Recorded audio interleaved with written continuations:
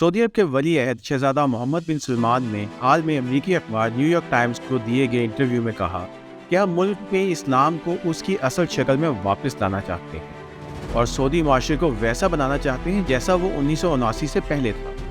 اس حوالے سے کئی لوگوں کے ذہنوں میں سوال اٹھا کہ 1979 میں ایسا کیا ہوا تھا جس سے سعودی معاشرے کی شکل تبدیل کر دی۔ 1979 کو ویسے تاریخ میں ان واقعات کی وجہ سے کافی اہمیت حاصل ہے، لیکن سعودی عرب میں یہ سال مکہ میں خانہ کعبہ پر کیے جانے والے حملے اور 2 ہفتوں پر محیط محاصرے کی وجہ سے یاد کیا جاتا، جس میں ہزاروں لوگ ہلاک اور تقریباً 1 لاکھ افراد مسجد الحرام میں محصور ہو گئے۔ 43 برس قبل 4 دسمبر کو سعودی حکومت نے فرانسیسی کمانڈوز پاکستانی فوج اور سعودی فوج کی مدد سے لڑائی کا خاتمہ کیا، جس کا آغاز 20 نومبر کو ہوا تھا، جب 400 سے 500 شدت پسندوں نے یکم محرم 1400 ہجری کو نئے اسلامی سال کے آغاز پر خانہ کعبہ پر حملہ کر کے 1 لاکھ عبادت گزاروں کو مسجد میں محصور کر کے خود انتظام سنبھال لیا۔ حملہ آوروں کی قیادت کرنے والے جہمان بن محمد بن سیف العیتی کا تعلق نجد کے ایک بدو قبیلے سے۔ وہ سعودی عرب کے معروف عالم دین عبدالعزیز بن باز کی تعلیمات سے نہایت متاثر تھے۔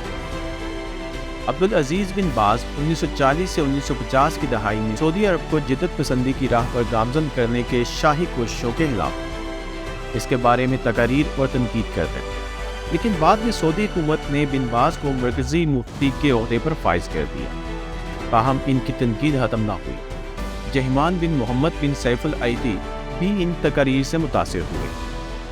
جس کے بعد انہوں نے عبدالعزیز بن باز کی قائم کی ہوئی سلفی جماعت میں شمولیت اختیار کر، جس کا مقصد سعودی عرب میں اسلام کی اصل شکل برقرار رکھنا اور سعودی عرب میں بڑھتی ہوئی مغربیت، مخلوط ماحول کا قیام اور ٹیلی ویژن کے منفی اثرات کو ختم کرنا تھا۔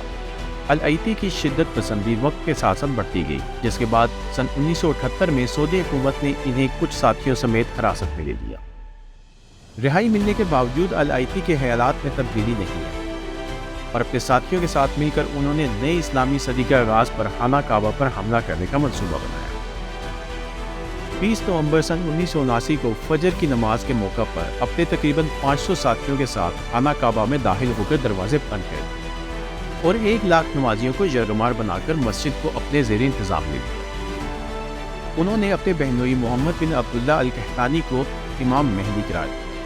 یہ صدیوں میں پہلا موقع تھا جب خانہ کعبہ عام مسلمانوں کے لیے بند کر دیا گیا۔ سعودی حکومت نے اس واقعے سے نمٹنے کے لیے اپنی فوج بھیجی، لیکن خانہ کعبہ کے تقدس اور کم تربیت کی وجہ سے سعودی فوج بغاوت کرنے والوں کے خلاف متاثر کن کارروائی کرنے میں ناکام۔ سعودی حکومت نے حفظ سے بچنے کے لیے مواصلاتی نظام بند کر دیا تاکہ اس واقعے کے بارے میں خبر محدود رہے، لیکن وہ اس میں مکمل طور پر کامیاب نہ ہو۔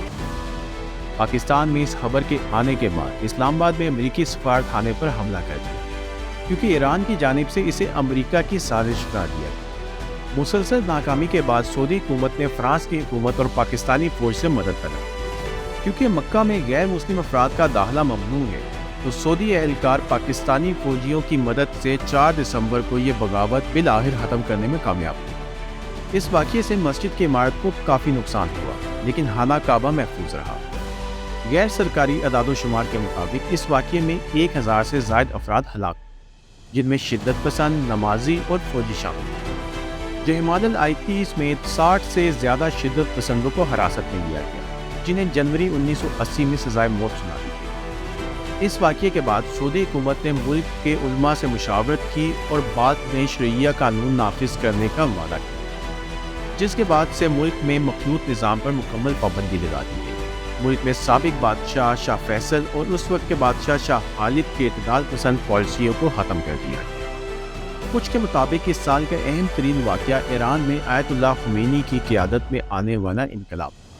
جس نے ایرانی بادشاہت کو ختم کر دیا، اور کچھ کے مطابق روس کا افغانستان پر کیے جانے والا حملہ اس سال کو اتنا اہم بنا۔ کئی مبصرین کے مطابق جہاں اس واقعے کے بعد سعودی عرب میں وہابی اسلام کا بول بالا ہوا، دوسری طرف دسمبر 1979 روس کی جانب سے افغانستان پر حملے نے خطے کی سیاست پر دور رس اثرات قائم کیے۔